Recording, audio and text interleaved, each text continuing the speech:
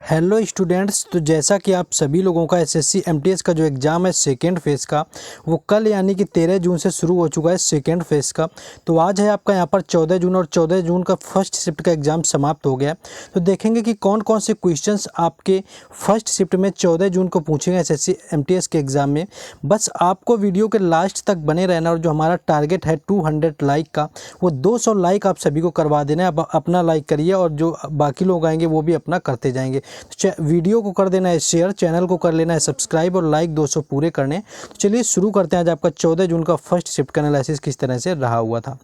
पहला क्वेश्चन है कि यहाँ पर क्रिकेट एशिया कप से आया हुआ था आपका, कि कुछ लोग बोल रहे थे कि ये महिला आपका एशिया कप पूछा गया, कुछ लोग पुरुष बता रहे थे कि 2022 का जो आयोजन नहीं, यहाँ पर आपका विजेता भी पूछा गया था कि विजेता कौन रहा हुआ है एशिया कप 2022 का क्रिकेट में। तो अगर पुरुष और महिला दोनों की बात कर लें तो पहली बात अगर बात करें तो जो क्रिकेट एशिया कप 2022 का था, ये आपका आयोजित होना था श्रीलंका में, लेकिन यहाँ की राजनीतिक स्थिति सही न होने के कारण इसे 2022 में आपका संयुक्त अरब अमीरात में कराने का निर्णय लिया गया था। यानी ये जो आपका है ये संयुक्त अरब अमीरात में किया गया था, दुबई में।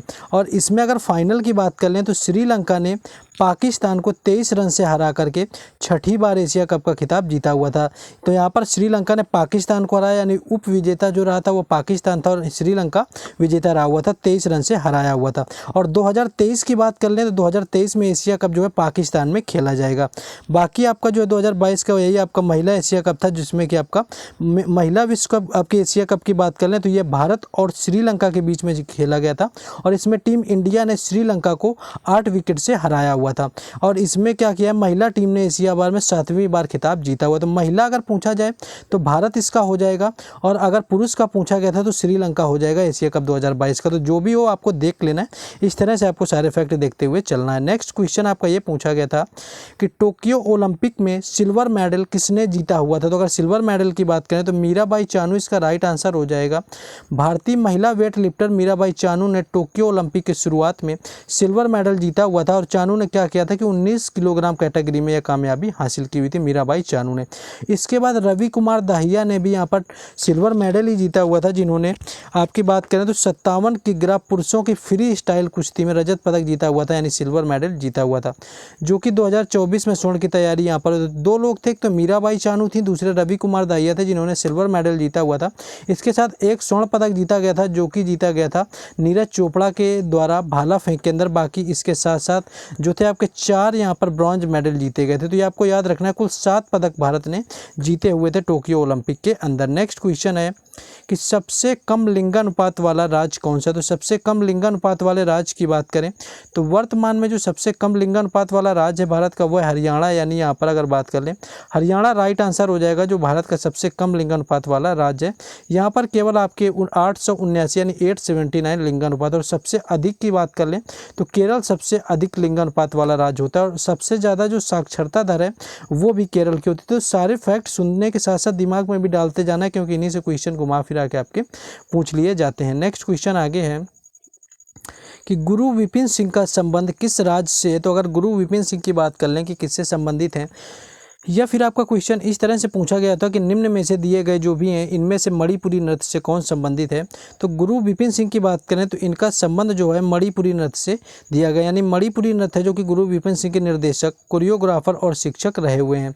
एक पारंपरिक चिकित्सक के बेटे और एक गायक ने मणिपुरी नृत्य पर ध्यान केंद्रित करने से पहले विशेष रूप से गुरु अमोदन शर्मा के अधीन मणिपुर के राजा के सहयोग से गायन और नृत्य शैली का अध्ययन शुरू किया हुआ था। तो मणिपुरी इसका राइट आंसर हो जाएगा, जो कि भारत के 8 शास्त्रीय नृत्यों में से एक होता है और मणिपुरी राज्य का शास्त्रीय नृत्य है। तो गुरु विपिन सिंह का जो संबंध है वो शास्त्रीय नृत्य यहाँ पर हो जाएगा।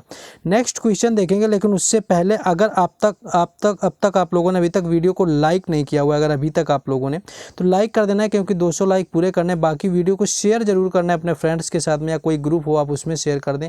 बाकी वीडियो को आपको शेयर कर देना है, लाइक कर देना, और चैनल को जरूर सब्सक्राइब करना है। बाकी इन क्वेश्चंस की जो PDF है आपको टेलीग्राम चैनल और व्हाट्सएप ग्रुप पर दी जाती है, जिसका लिंक आपको डिस्क्रिप्शन में दिया गया है, तो वहाँ से भी जाकर के आपको जुड़ जाना है। क्वेश्चन देखते हैं। क्वेश्चन ये है कि राधा स्वामी सत्संग की स्थापना कब और किसने की थी। तो अगर राधा स्वामी सत्संग की बात करें तो राधा स्वामी मत के संस्थापक जो थे परम पुरुष पूर्ण धनी स्वामी शिव दयाल सिंह सेठ रहे हुए थे, यानी स्वामी सिंह दयाल जो थे शिव दयाल ने स्थापना की हुई थी, जिनका जन्म 24 अगस्त 1878 को उत्तर प्रदेश में होता है। और इन्होंने वर्षों के अनुभव के आधार पर इन्होंने 15 फरवरी 1861 को राधा स्वामी सत्संग की शुरुआत की हुई थी। तो जो राधा स्वामी सत्संग की शुरुआत आपसे अगर पूछी जाए तो स्वामी शिवदयाल सिंह ने की हुई थी, जो कि 15 फरवरी 1861 को की हुई थी। नेक्स्ट आगे हम लोग बढ़ेंगे।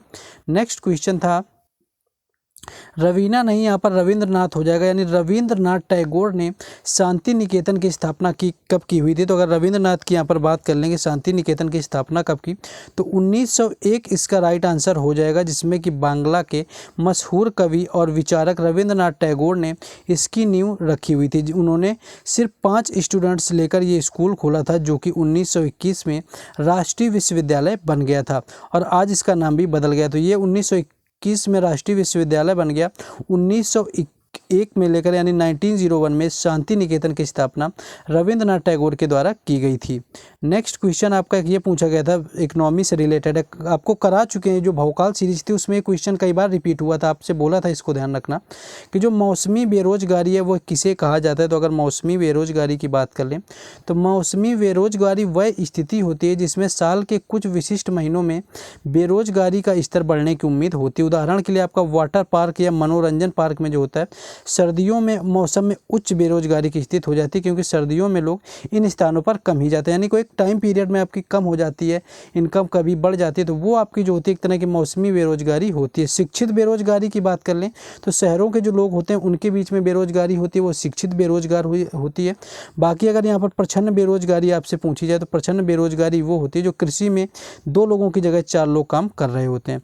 नेक्स्ट क्वेश्चन देखेंगे, लेकिन उससे पहले आपको बताना चाहेंगे कि जिनका एग्जाम अभी जून में होना है और आप लोगों ने ये पीडीएफ नहीं खरीदी है, जिसमें 2 से 19 मई तक के सभी शिफ्टों के प्रश्नों को 1000 प्रश्नों की पीडीएफ आपकी तैयार कर दी गई है, बहुत सारे एक्स्ट्रा फैक्ट लगा करके, और उन्हीं से इसमें क्वेश्चन बने, जिसका शुल्क आपका मात्र ना के बराबर 20 रुपये यहाँ पर रखा गया है। तो जिन लोगों ने अभी तक नहीं लिया हुआ है, जीके जीएस की आपको मिलेगी, साथ ही साथ इंग्लिश की भी दे दी जाएगी, फ्री ऑफ कॉस्ट आपके लिए होगी। तो आपको यहाँ पर नंबर दिया हुआ है, इस नंबर पर आपको कॉन्टैक्ट कर लेना, यानी अगर आपका एग्जाम कल परसों या अगले दिन 18, 19, 20 में है तो आपको कॉन्टैक्ट करके ले देना है। काफ़ी फायदे की ये पीडीएफ रहने वाली, नंबर आपको दे दिया गया है। चलिए क्वेश्चन देखते हैं। क्वेश्चन आपका ये है कि लोकसभा में अधिकतम कितनी सीटों से चुनाव लड़ सकते हैं, यानी कोई व्यक्ति है वो लोकसभा हो या फिर विधानसभा हो या राज्यसभा हो, आपका किसी भी आपका लड़ना चाहता है चुनाव, तो वो कितनी सीटों से चुनाव मैक्सिमम आपका अधिकतम लड़ सकता है। तो बात कर लें तो वर्तमान में अगर कोई प्रत्याशी चाहे वो लोकसभा का हो या विधानसभा हो के लिए 2 सीटों से चुनाव लड़ सकता है, यानी अधिकतम 2 सीटें होती हैं जिनसे कि चुनाव लड़ सकता है, और दोनों जगह से जीतने पर उसे 1 सीट छोड़नी पड़ती है, यानी कि दोनों जगह से जब जीते तो 1 सीट छोड़नी पड़ जाएगी, लेकिन अधिकतम जो लड़ने की संख्या होती है वो 2 सीटों की होती है। एक आपका कुछ इंदौर घराने से संबंधित क्वेश्चन यहाँ पर पूछ लिया गया था, जो कि एग्जैक्ट नहीं पता चल पाया कि इंदौर घराने से कौन संबंधित है, या कोई आपको नृत्यकार या आपको वाद्य यंत्र कलाकार कोई दिया होगा जिसमें आपका पूछा होगा कि इंदौर घराने से कौन संबंधित रहे हैं। तो आमिर खान के कुछ प्रसिद्ध जो गायक रहे हुए हैं और शिष्य जैसे कि पंडित अमरनाथ थे, शंकर लाल यहाँ पर रहे हुए हैं, कंचन मिश्रा रहे हुए हैं, कंचना बनर्जी रहे हुए हैं, पूर्वा मुखर्जी रहे हुए हैं, ये जो सारे लोग हैं, प्रसिद्ध संगीतकार सुल्तान खान जो कि सारंगी वादक रहे हुए थे, इन्होंने अपना संगीत इंदौर घराना के अंतर्गत विकसित किया हुआ है। तो ये कुछ लोग हैं जिनका संबंध इंदौर घराने से रहा हुआ है। बाकी अगर ऑप्शन में आपको और कुछ दिया हुआ था, और भी यहाँ पर कुछ आपके वाद्य यंत्र कलाकार हैं जो कि इंदौर घराने से संबंधित रहे हुए हैं, तो अगर आप ऑप्शन बता देते हैं सारे तो यहाँ पर आसानी हो जाएगी। बाकी और भी क्वेश्चन याद है आपको कॉमेंट बॉक्स में बताना है, और साथ ही साथ आपको इंग्लिश के क्वेश्चन जरूर कमेंट बॉक्स करके आपको इंग्लिश के क्वेश्चन यहाँ पर बता देने, यानी हाउ आपको कोशिश करना कि ज़्यादा से ज़्यादा इंग्लिश के क्वेश्चन बता दें। यहाँ पर आपका यहाँ पर ये पूछा गया था कि एमिन किसका रासायनिक प्रतीक होता है, आपका एमएन यहाँ पर दे दिया गया था, पूछा गया था कि ये जो है किसका रासायनिक प्रतीक होता है। तो आपका एमएन जो होता है वो मैग्नीज का होता है, यानी कि मैग्नीज इसका राइट आंसर हो जाएगा, जो कि एमएन का प्रतीक होता है। बाकी अगर मैग्नीशियम की बात करें तो मैग्नीशियम जो होता है वो एमजी होता है, यानी मैग्नीशियम जो प्रतीक है वो एमजी होता है, और मैग्नीज आपका एमएन दिया हुआ था, तो ये मैग्नीज का प्रतीक यहाँ पर हो जाएगा। नेक्स्ट क्वेश्चन आपका एक पूछा गया था कि अनुसूचित जाति से संबंधित अनुच्छेद कौन सा, अनुसूचित जाति या जनजाति आपसे जो भी पूछा गया तो सब यहाँ पर बता देंगे। तो अगर बात कर लें तो भारतीय संविधान का जो अनुच्छेद 338 आपका होता है वो राष्ट्रीय अनुसूचित जाति आयोग से संबंधित है। अगर आपका राष्ट्रीय अनुसूचित जाति आयोग पूछा गया था तो अनुच्छेद 338 आपका 38 राइट आंसर हो जाएगा। अनुच्छेद अगर 342 की बात करें तो अनुसूचित जातियों से ऐसी जातियाँ जिनका मूल वंश या जन्म जातियाँ अर्थात ऐसी जातियाँ जिनके मूल वंशों या जातियों में उनके यूथ के आपके नहीं पाए जाते। तो आपके बात कर ले तो प्रायोजनों के लिए आपका अनुच्छेद जो 341 है अनुसूचित जनजातियों के लिए समझा जाता है। अगर जनजातियां आपसे पूछा गया था तो अनुच्छेद 341 और 42 हो जाएगा।